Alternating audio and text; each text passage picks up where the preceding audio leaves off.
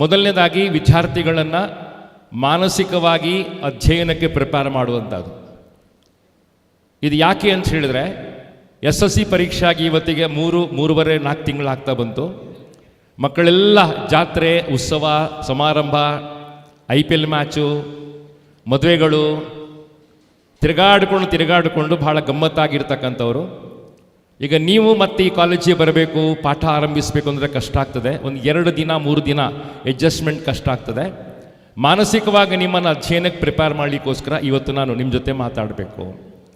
ಎರಡನೇದು ಎಕ್ಸೆಲ್ ವಿದ್ಯಾಸಂಸ್ಥೆ ನಂಬುವಂಥದ್ದು, ಭಾಳ ಸ್ಟ್ರಾಂಗಾಗಿ ಬಿಲೀವ್ ಮಾಡುವಂಥದ್ದು, ತುಂಬ ಸ್ಟ್ರಾಂಗಾಗಿ ಫೇತ್ ಮಾಡೋ ಸಂಗತಿ ಏನು ಅಂತ ಹೇಳಿದ್ರೆ ಮಕ್ಕಳನ್ನು ಪರೀಕ್ಷೆ ಪ್ರಿಪೇರ್ ಮಾಡೋ ಸಂಗತಿ ಮಾತ್ರ ಅಲ್ಲ, ಅವರನ್ನು ಜೀವನಕ್ಕೆ ಪ್ರಿಪೇರ್ ಮಾಡಬೇಕು. ಖಂಡಿತವಾಗಿ ಸುಮನ್ ಸರ್ ನನ್ನ ಮಾತನ್ನು ಒಪ್ಕೊಳ್ತಾರೆ. 5,000 ಮಕ್ಕಳನ್ನು ಪರೀಕ್ಷೆಗೆ ಪ್ರಿಪೇರ್ ಮಾಡ್ತಾ ಹೋಗೋದು ತುಂಬ ಕಷ್ಟ ಆಗೋದಿಲ್ಲ, ಆದರೆ ಬದುಕಿಗೆ ಪ್ರಿಪೇರ್ ಮಾಡೋ ಸಂಗತಿಗಳು ಭಾಳ ಕಷ್ಟ.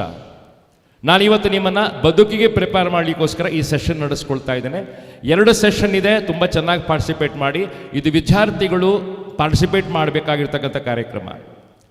ನನಗೆ ಕೆಳಗೆ ಬರಲಿಕ್ಕೆ ಕಷ್ಟ ಆಗ್ಬೋದು, ಯಾಕಂದರೆ ಕ್ಯಾಮರಾಗಳಿದೆ.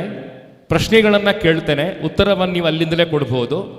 ನಮ್ಮ ಸರ್ ನಿಮಗೆ ಮೈಕ್ಗಳನ್ನು ಕೊಡ್ತಾರೆ, ನೀವು ಅಲ್ಲೇ ನಿಂತು ಮಾತಾಡ್ಬೋದು. ನಿಂತ್ಕೊಂಡು ನೀವು ಮಾತಾಡಿದ್ರೆ ಭಾಳ ಚೆನ್ನಾಗಿರ್ತದೆ. ಬಟ್ ಪಾರ್ಟಿಸಿಪೇಟ್ ಮಾಡಿ ಅಂತ ವಿನಂತಿ ಮಾಡ್ಕೋತೇನೆ. Shall we start the programme? ನಂಗೆಲ್ಲರ ವಾಯ್ಸ್ ಕೇಳಬೇಕು. ಪ್ರಾರ್ಥನೆ ಚೆನ್ನಾಗಿತ್ತ ಸರ್? ತುಂಬ ಚಂದವಾಗಿರ್ತಕ್ಕಂತಹ ಪ್ರಾರ್ಥನೆ ಏನಿತ್ತು ವಿದ್ಯಾರ್ಥಿಗಳು ಹಾಡಿದ್ದಾರೆ. ಒಂದೇ ಒಂದು ಅಪಸ್ವರ ಬರಲಿಲ್ಲ.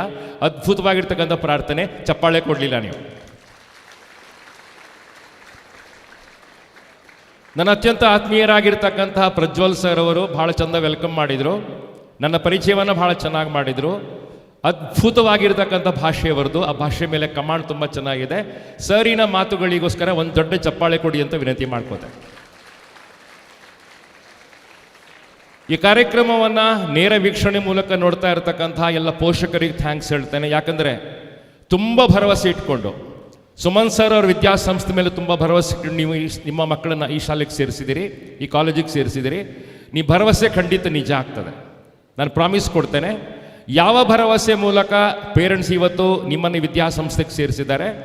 2028 ಆಗುವಾಗ, 2028 ಜುಲೈ ಆಗಸ್ಟ್ ಆಗುವಾಗ ಪೇರೆಂಟ್ಸ್ ಹೇಳ್ತಾರೆ, ಸರ್ ನಮ್ಮ ನಿರ್ಧಾರ ಸರಿ ಇದೆ, ನಮ್ಮ ನಿರ್ಧಾರ ಸರಿ ಇದೆ, ನಮ್ಮ ನಿರ್ಧಾರ ಸರಿ ಇದೆ, ನಮ್ಮ ನಿರ್ಧಾರ ಸರಿ ಇದೆ. ತುಂಬ ಚೆನ್ನಾಗಿ ನಾನು ಮಾತನ್ನು ಸ್ಟಾರ್ಟ್ ಮಾಡ್ತೇನೆ. ವಿದ್ಯಾರ್ಥಿಗಳು ಸ್ಲೈಡ್ಸ್ ನೋಡಬೇಕು, ನನ್ನ ಜೊತೆ ಮಾತಾಡ್ತಾ ಬರಬೇಕು. ಆಗ್ಬೋದಲ್ಲ ಸರ್? ಮೈಕ್ ಕೊಡ್ತೇನೆ, ನೀವು ಮಾತಾಡಬೇಕು. ಇವತ್ತು ಮಾತಾಡ್ತೀರಾ ಸರ್? ಓಕೆ. ತುಂಬ ಚಂದವಾಗಿರ್ತಕ್ಕಂಥ ಪ್ರಶ್ನೆ ಮೂಲಕ ಸ್ಟಾರ್ಟ್ ಮಾಡ್ತೇನೆ. ನ್ಯೂಟನ್ನ ತಲೆ ಮೇಲೆ ಆ್ಯಪಲ್ ಬಿದ್ದಾಗ 2 ಪ್ರಶ್ನೆಗಳ ನ್ಯೂಟನ್ ಕೇಳ್ತಾನೆ. ಮೊದಲ ಪ್ರಶ್ನೆ ವೈ, ಯಾಕೆ. 2ನೇ ಪ್ರಶ್ನೆ ಹೌ, ಹೇಗೆ.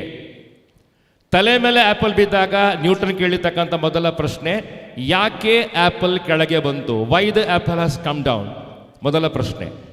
2ನೇದು ಹೌ ದ ಅರ್ತ್ ಅಟ್ರಾಕ್ಟ್ಸ್, 2ನೇ ಪ್ರಶ್ನೆ ಹೇಗೆ ಭೂಮಿ ಆಕರ್ಷಣೆ ಮಾಡ್ತಾ ಇದೆ. ಇವತ್ತು ನಾನು ಪ್ರಶ್ನೆಗಳಿಂದ ಸ್ಟಾರ್ಟ್ ಮಾಡ್ತೇನೆ. ವೈ ಮತ್ತು ಹೌ. ಯಾಕೆ ನೀವು ಎಕ್ಸೆಲ್ ವಿದ್ಯಾಸಂಸ್ಥೆಗಳನ್ನು ಆರಿಸ್ಕೊಂಡ್ರಿ, ಮೊದಲ ಪ್ರಶ್ನೆ. ಯಾಕೆ ನೀವು ಸೈನ್ಸ್ ಆರಿಸ್ಕೊಂಡ್ರಿ, ಯಾಕೆ ನೀವು ಕಾಮರ್ಸ್ ಆರಿಸ್ಕೊಂಡ್ರಿ, ಯಾಕೆ PUC ಇಲ್ಲಿ ಬರಬೇಕು ಅಂತ ಆಸೆ ಬಿಟ್ರಿ? ಸರ್ ಯಾಕೆ ಅಂತ ನಿಮ್ಗೆ ಅರ್ಥ ಆದರೆ, ಯಾಕೆ ಅಂತ ನಿಮಗೆ ಕನ್ವಿನ್ಸ್ ಆಯಿತು ಅಂತಾದರೆ ಹೇಗೆ ಅಂತ ಹೇಳೋದನ್ನು ಹೇಳಿಕೊಡ್ತಾರೆ. 2 ಪ್ರಶ್ನೆಗಳು ಇಂಪಾರ್ಟೆಂಟ್. ಯಾಕೆ ಅಂತ ನಿಮಗೆ ಅರ್ಥ ಆಯಿತು ಅಂತಾದರೆ ಹೇಗೆ ಅಂತ ಹೇಳೋದನ್ನು ತುಂಬ ಚೆನ್ನಾಗಿ ಹೇಳ್ಕೊಡ್ತಾ ಹೋಗ್ತೇನೆ. 2 ವರ್ಷಗಳ ಜರ್ನಿ ಹೇಗಿರಬೇಕು ಅಂತ ಬಹಳ ಪ್ರೀತಿಯಿಂದ ಹೇಳಲಿಕ್ಕೆ ಇಷ್ಟಪಡ್ತೇನೆ. ನಾನು ಸೈನ್ಸ್ ವಿದ್ಯಾರ್ಥಿಯಾಗಿದ್ದೆ. 2nd PUCಯಲ್ಲಿ ಒಳ್ಳೆ ಮಾರ್ಕ್ಸ್ ತಗೊಂಡಿದ್ದೆ. ನಾನು ಒಳ್ಳೆ ಮಾರ್ಕ್ಸ್ ಬರಲಿಕ್ಕೆ ಸಾಧ್ಯ ಆಯಿತು, ನನಗೆ ಒಳ್ಳೆ ಮಾರ್ಕ್ಸ್ ಬರಲಿಕ್ಕೆ ಸಾಧ್ಯ ಆಯಿತು. ಆದರೆ ನಾನು BSc ಮಾಡಲಿಕ್ಕೆ ಯಾಕೆ ಬಂದೆ ಅಂತ ಹೇಳಿದ್ರೆ ನನ್ನ ಪ್ಯಾಷನ್ ಏನಿತ್ತು ಟೀಚರ್ ಆಗುವಂಥದ್ದು. ನನಗೆ ಡಾಕ್ಟರ್ ಆಗುವಂಥ ಕನಸುಗಳು ಇರಲಿಲ್ಲ, ನನಗೆ ಇಂಜಿನಿಯರ್ ಆಗುವಂಥ ಕನಸುಗಳು ಇರಲಿಲ್ಲ, ಟೀಚರ್ ಆಗೋ ಕನಸುಗಳಿತ್ತು ಎಂಬ ಕಾರಣಕ್ಕೋಸ್ಕರ ಟೀಚಿಂಗ್ ಫೀಲ್ಡಿಗೆ ಬಂದೆ. ನಾನು ನಿಮ್ಮಲ್ಲಿ ವಿನಂತಿ ಮಾಡ್ಕೋತೇನೆ, ನಿಮ್ಮ ಕನಸುಗಳಿಗೊಂದು ಟ್ರಿಗರ್ ಕೊಡುವ ಕೆಲಸವನ್ನು ಈ ವಿದ್ಯಾಸಂಸ್ಥೆ ಕೊಡಬೇಕು. ನಿಮ್ಮ ಕನಸುಗಳನ್ನು ಪ್ಯಾಷನಾಗಿ ಕನ್ವರ್ಟ್ ಮಾಡುವಂಥ ಕೆಲಸಗಳನ್ನು ಈ ವಿದ್ಯಾಸಂಸ್ಥೆ ಮಾಡ್ತದೆ. ಮುಂದಿನ 2 ವರ್ಷಗಳ ಅವಧಿಯಲ್ಲಿ ಯಾವ ಕನಸುಗಳ ಪ್ರಕಾರ ಬೆಳಿಬೇಕು ಅಂತ ಆಸೆ ಪಡ್ತೀರಿ, ಆ ಕನಸುಗಳ ದಾರಿಯಲ್ಲಿ ನಿಮ್ಮನ್ನು ಇಲ್ಲಿನ ಎಲ್ಲ ಉಪನ್ಯಾಸಕರು ಕೈ ಹಿಡಿದು ಮುನ್ನಡೆಸ್ತಾರೆ. ನಿಮ್ಮ ಡ್ರೀಮ್ಗಳನ್ನು ಸಾಕ್ಷಾತ್ಕಾರಗೊಳಿಸುವಂತಹ ಎಲ್ಲ ಕೆಲಸಗಳನ್ನು ಇಲ್ಲಿ ಉಪನ್ಯಾಸಕರು ಮಾಡ್ತಾರೆ. ಅದ್ಭುತವಾದ ಉಪನ್ಯಾಸಕರ ಪರಂಪರೆ ಇದೆ ಸರ್. ಆ ಎಲ್ಲ ಲೆಕ್ಚರ್ಸ್ಗಳಿಗೊಮ್ಮೆ ಜೋರಾದ ಚಪ್ಪಾಳಿಗಳ ಮೂಲಕ ಕಾರ್ಯಕ್ರಮ ಸ್ಟಾರ್ಟ್ ಮಾಡ್ತಾರೆ. ಸ್ಲೈಡ್ ನೋಡ್ತಾ ಮುಂದಕ್ಕೆ ಬನ್ನಿ. ಎಲ್ರಿಗೂ ಸ್ಕ್ರೀನ್ ಕಾಣಿಸ್ತಾ ಇದೆಯಾ? ನಾನೆಲ್ರಿಗೂ ಕಾಣಿಸ್ತಾ ಇದ್ದೀನಾ? ನನ್ನ ವಾಯ್ಸ್ ಎಲ್ಲಿಗೆ ರೀಚ್ ಆಗ್ತಾ ಇದೆಯಾ?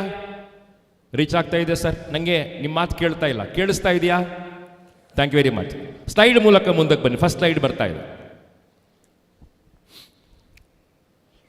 ಯಾವ ವರ್ಕ್ ನಿಮಗೆ ಇಷ್ಟ ಆಗ್ತದೆ? ಯಾವ ವರ್ಕ್ ನಿಮ್ಗೆ ಮಾಡಬೇಕು ಅಂತ ಅನಿಸ್ತದೆ? Hard work are smart work? Hard work smart work? ಯೋಚನೆ ಮಾಡಿ ಹೇಳಿ. ನಾನು PUC ಮಾಡ್ತಾ ಇರುವಾಗ, ನಾನು ಹೈಸ್ಕೂಲ್ ಮಾಡ್ತಾ ಇರುವಾಗ ನನ್ನಮ್ಮ ಪ್ರೈಮರಿ ಸ್ಕೂಲ್ ಟೀಚರ್ ಆಗಿದ್ರು. ನನಗೆ ಹಾರ್ಡ್ ವರ್ಕ್ ಮಾಡು ಅಂತ ಹೇಳ್ತಾ ಇದ್ರು.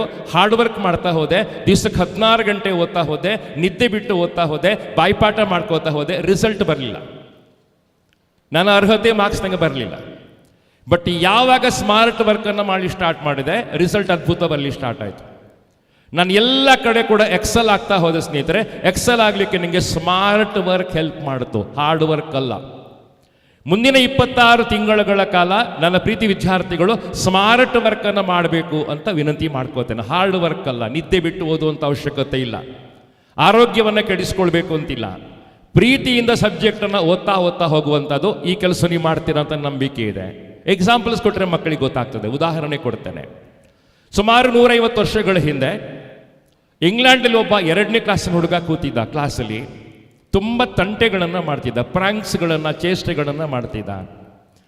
ಟೀಚರಿಗೆ ಸಹಿಸ್ಕೊಳ್ಳಿಕ್ಕಾಗಲಿಲ್ಲ. ಟೀಚರ್ ಏನು ಹೇಳ್ತಾರೆ? ಸ್ಲೇಟ್ ತಗೊಂಬ, ಮೊದಲ ಬೆಂಚಲ್ಲಿ ಕೂತ್ಕೋ, 1ರಿಂದ 10 ತನಕ ಬರೆದು ಕೂಡಿಸ್ಕೊಂಡು ಬಾ ಅಂತ ಕಳಿಸ್ತಾರೆ. ಅವನ ಹೆಸರು ಎವರೆಸ್ಟ್ ಗಾಲ್ವಾ. 1 to 10 ಬರೀ, ಕೂಡಿಸ್ಕೊಂಡು ಬಾ ಅಂತ ಕಳಿಸ್ತಾರೆ. ಅವನು 1 to 10 ಬರೆಯೋದೇ ಇಲ್ಲ, ಮನಸ್ಸಲ್ಲಿ ಕೂಡಿಸ್ತಾನೆ. Madam I got the answer ಅಂತ ಹೇಳ್ತಾನೆ. 55 ಇಸ್ ದ ಆನ್ಸರ್ ಅಂತ ಹೇಳ್ತಾನೆ. ಆನ್ಸರ್ ಭಾಳ ಎಕ್ಸಾಕ್ಟ್ ಆಗಿತ್ತು. ಟೀಚರಿಗೆ ಶಾಕ್ ಆಯಿತು. 2ನೇ ಕ್ಲಾಸಿನ ಹುಡುಗ. ಟೀಚರ್ ಹೇಳ್ತಾರೆ 1 to 100 ಬರೆದು ಕೂಡಿಸ್ಕೊಂಡು ಬಾ, ಉತ್ತರವನ್ನು ತಗೊಂಬ ಅಂತ ಹೇಳ್ತಾರೆ. 5050 ಅಂತ ಹುಡುಗ ತಟ್ಟ ಹೇಳಿಬಿಡ್ತಾನೆ. ಕೂಡಿಸುವ ಕೆಲಸವನ್ನು ಮಾಡೋದಿಲ್ಲ. ಟೀಚರಿಗೆ ಶಾಕ್ ಆಯಿತು. ಕ್ಯಾಲ್ಕುಲೇಟರ್ ಮೂಲಕ ಕೂಡ ಇಷ್ಟು ಫಾಸ್ಟ್ ಮಾಡ್ಲಿಕ್ಕೆ ಆಗೋದಿಲ್ಲ, ಹೆಂಗೆ ಮಾಡಿದ್ಯಾ ಪುಣ್ಯಾತ್ಮ ಅಂತ ಕೇಳ್ತಾರೆ. ಆಗ ಎವರೆಸ್ಟ್ ಗಾಲ್ವಾ ಹೇಳ್ತಾನೆ, ನೀವೆಲ್ಲ ಕೂಡಿಸುವಾಗ ನಾನು ಕೂಡಿಸ್ಲಿಲ್ಲ. ನಾನು ಹೇಗೆ ಕೂಡಿಸ್ಕೊಂಡೆ ಅಂತ ಹೇಳಿದ್ರೆ, ನೀವೆಲ್ಲ ಹೇಗೆ ಕೂಡಿಸ್ತೀರಿ? 1 + 2 3, 3 + 3 6, 6 + 4 10 ಹಿಂಗೆ ಕೂಡಿಸ್ತೀರಲ್ಲ, ಅವನು ಹಾಗೆ ಕೂಡಿಸ್ಲಿಲ್ಲ. ಹೆಂಗೆ ಕೂಡಿಸ್ಕೊಂಡ ಅಂತ ಹೇಳಿದ್ರೆ, 1ರಿಂದ 10 ಕೂಡಿಸ್ಕೊಂಡ 11 ಆಯಿತು, 2 9 ಕೂಡಿಸ್ಕೊಂಡ 11 ಆಯಿತು, 3 8 ಕೂಡಿಸ್ಕೊಂಡ 11 ಆಯಿತು, 4 7 ಕೂಡಿಸ್ಕೊಂಡ 11 ಆಯಿತು. 11ನ 5 ಪೇರ್ಸ್ ಅಂತ ಹೇಳಿದ್ರೆ 55 ಅಂತ ಎಕ್ಸಾಕ್ಟ್ ಆಗಿ ಹುಡುಗ ಹೇಳ್ತಾನೆ. ಗ್ರೇಟಾ? 1ರಿಂದ 100 ಕೂಡಿಸ್ಕೊಳ್ಳುವಾಗ 1 100 ಕೂಡಿಸ್ಕೋತಾನೆ 101, 2 99 101, 3 98 101, 4 97 101, 101ರ 50 ಜೋಡಿ ಅಂತ ಹೇಳಿದ್ರೆ 5050 ಆಗುತ್ತೇನ್ರಿ ಸರ್? ಈ ಲೆಕ್ಕಾಚಾರವನ್ನು ಕಲಿಸ್ಕೊಟ್ಟವ ಎವರೆಸ್ಟ್ ಗಾಲ್ವಾ 2ನೇ ಕ್ಲಾಸಲ್ಲಿ. ಇದೇ ಫಾರ್ಮುಲಾವನ್ನು 10ನೇ ಕ್ಲಾಸಲ್ಲಿ ವಿದ್ಯಾರ್ಥಿಗಳು ಕಲ್ತಿದ್ದೀರಿ.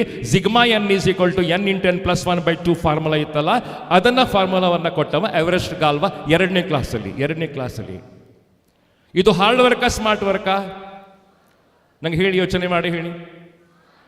ಇನ್ನೊಂದು ಎಕ್ಸಾಂಪಲ್ ಕೊಡ್ತೇನೆ ವಿದ್ಯಾರ್ಥಿಗಳು, ನಿಮ್ಗೆ ಇಷ್ಟವಾಗಿರ್ತಕ್ಕಂಥ ಎಕ್ಸಾಂಪಲ್, ಭಾಳ ಚಂದವಾದ ಎಕ್ಸಾಂಪಲ್. ಜಾನ್ ನೇಪಿಯರ್ ಅಂತ ಭಾಳ ಫೇಮಸ್ ಆಗಿರ್ತಕ್ಕಂಥ ಮ್ಯಾಥಮೆಟಿಷಿಯನ್ ಇದ್ದ.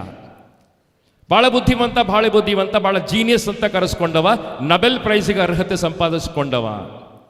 ಅದರ ದುರಂತ ಏನಾಯಿತು ಅಂತ ಹೇಳಿದ್ರೆ, ಅವನ ಮಗ ಹುಟ್ಟಿತಾನೆ. ಮಗ ತುಂಬ ದಡ್ಡ, ಪದೇ ಮ್ಯಾಥ್ಸಲ್ಲಿ ಫೇಲ್ ಆಗ್ತಾನೆ. ಅದ್ಭುತ ನೋಡಿ. ಅಪ್ಪ ಮ್ಯಾಥ್ಸಲ್ಲಿ ಜೀನಿಯಸ್ಸು, ಮಗ ದಡ್ಡ, ಮ್ಯಾಥ್ಸಲ್ಲಿ ಯಾವತ್ತೂ ಫೇಲು. ಅಪ್ಪನಿಗೆ ಭಾಳ ಬೇಸರ ಆಯಿತು. ಅಪ್ಪ ಏನು ಮಾಡ್ತಾನೆ ಅಂತ ಹೇಳಿದ್ರೆ, ಮಗನ ಪಕ್ಕ ಕೂತ್ಕೊಂಡು ಕೌಸಲ್ಯ ಮಾಡಿ ಸ್ಟಾರ್ಟ್ ಮಾಡ್ತಾನೆ. ಸಮಸ್ಯೆಗಳನ್ನು ಅಬ್ಸರ್ವ್ ಮಾಡಿ ಸ್ಟಾರ್ಟ್ ಮಾಡ್ತಾನೆ. ಸಮಸ್ಯೆ ಅಬ್ಸರ್ವ್ ಮಾಡ್ತಾ ಅವನಿಗೆ ಏನು ಗೊತ್ತಾಯಿತು ಅಂತ ಹೇಳಿದ್ರೆ, ಅವನ ಮಗನಿಗೆ ಕೂಡಿಸು ಚೆನ್ನಾಗಿ ಬರ್ತಿತ್ತು ಮ್ಯಾಥ್ಸಲ್ಲಿ, ಗುಣಿಸು ಬರ್ತಿರ್ಲಿಲ್ಲ. ಕಳಿ ಬಹಳ ಚೆನ್ನಾಗಿ ಮಾಡ್ತಾ ಇದ್ದ, ಬಾಗಿಸು ಬರ್ತಿರ್ಲಿಲ್ಲ. ಭಾಗಾಕಾರದಲ್ಲಿ ಹಿಂದೆ, ಗುಣಾಕಾರದಲ್ಲಿ ಹಿಂದೆ, ಕೂಡಿಸು ಕಳೆ ಚೆನ್ನಾಗಿ ಮಾಡ್ತಿದ್ದ. ಅದಕ್ಕೆ ಅವನು ಏನು ಮಾಡ್ತಾನಂತ ಹೇಳಿದ್ರೆ, ಇಡೀ ಮ್ಯಾಥಮೆಟಿಕ್ಸಲ್ಲಿ ಗುಣಿಸು ಮತ್ತು ಭಾಗಾಕಾರವನ್ನು ಬಿಟ್ಟು ಕೂಡಿಸು ಮತ್ತು ಕಳೆ ಇರ್ತಕ್ಕಂತಹ ಹೊಸ ಮ್ಯಾಥಮೆಟಿಕ್ಸ್ ಅನ್ನು ಕಂಡುಹಿಡಿತಾನೆ. ಅದಕ್ಕೆ ಲಾಗರಿಥಮ್ ಅಂತ ಕರೀತಾರೆ. PUC ವಿದ್ಯಾರ್ಥಿಗಳು algorithm ಅನ್ನು ಕಲಿಯುತ್ತೀರಿ. ಜಾನ್ ನೇಪಿಯರ್ ಹೇಳ್ತಾನೆ, ಗುಣಿಸುವ ಲೆಕ್ಕವನ್ನ ಕೂಡಿಸುವ ಲೆಕ್ಕವನ್ನ ಕನ್ವರ್ಟ್ ಮಾಡುವಂತಹ, ಕಳಿ ಲೆಕ್ಕವನ್ನ ಕನ್ವರ್ಟ್ ಮಾಡುವಂತಹ, ಭಾಗಾಕಾರವನ್ನ ಕಳಿ ಲೆಕ್ಕವನ್ನ ಕನ್ವರ್ಟ್ ಮಾಡುವಂತಹ ಹೊಸ ಮ್ಯಾಥಮೆಟಿಕ್ಸ್ ಅನ್ನ ಕಂಡುಹಿಡಿತಾನೆ. ಅದಕ್ಕೆ ಲಾಗರಿಥಮ್ ಅಂತ ಕರೀತಾರೆ. ಜಾನ್ ನೇಪಿಯರಿಗೆ ಒಂದು ಚಪ್ಪಾಳೆ ಕೊಡಿ ಸರ್. ಮಗನಿಗೋಸ್ಕರ ಜಗತ್ತಿಗೆ ಅದ್ಭುತವಾದನ್ನ ಕೊಡ್ತಾ ಹೋದ. ಇದಕ್ಕೆ ಸ್ಮಾರ್ಟ್ ವರ್ಕ್ ಅಂತ ಹೇಳ್ತಾರೆ. ಸ್ಮಾರ್ಟ್ ವರ್ಕ್ ನೀವು ಖಂಡಿತ ಬರ್ಕೊಳ್ಳಿ. ಪುಸ್ತಕ ನಿಮ್ಮ ಹತ್ರ ಇದೆ, ದಯವಿಟ್ಟು ಬರ್ಕೊಳ್ಳಿ.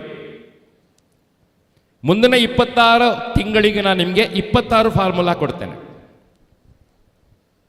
ಪುಸ್ತಕ ನಿಮ್ಮ ಹತ್ರ ಇದೆ ಅಂತ ನಾನು ಗಮನಿಸ್ತಾ ಇದ್ದೇನೆ, ಬರ್ಕೊಳ್ತಾ ಬನ್ನಿ. First point smart work. ಎಲ್ಲೂ ಒತ್ತಡ ಮಾಡ್ಕೊಳ್ಳಿಕ್ಕಿಲ್ಲ, ಎಲ್ಲೂ ಟೆನ್ಷನ್ ಮಾಡ್ಕೊಳ್ಳಿಕ್ಕಿಲ್ಲ, ಎಲ್ಲೂ ಆರೋಗ್ಯ ಕೆಡಿಸ್ಕೊಳ್ಳಿಕ್ಕಿಲ್ಲ, ಎಲ್ಲೂ ಪ್ರೆಷರ್ ಹಾಕೊಂಡು ಓದಲಿಕ್ಕಿಲ್ಲ. ಪ್ರೀತಿ ಮಾಡ್ತಾ ಮಾಡ್ತಾ ಓದ್ತಾ ಹೋದಿರೋ ಸ್ನೇಹಿತರೆ ರಿಸಲ್ಟ್ ಬರ್ತದೆ. ಅದರಿಂದ ಸ್ಮಾರ್ಟ್ ವರ್ಕ್ ಅನ್ನ ಮಾಡ್ತಾ ಹೋಗಿ. ಫಸ್ಟ್ ಪಾಯಿಂಟ್ ಕಂಪ್ಲೀಟ್ ಆಯಿತು. ಕನೀಸ್ ಆಯ್ತಾ ಸರ್?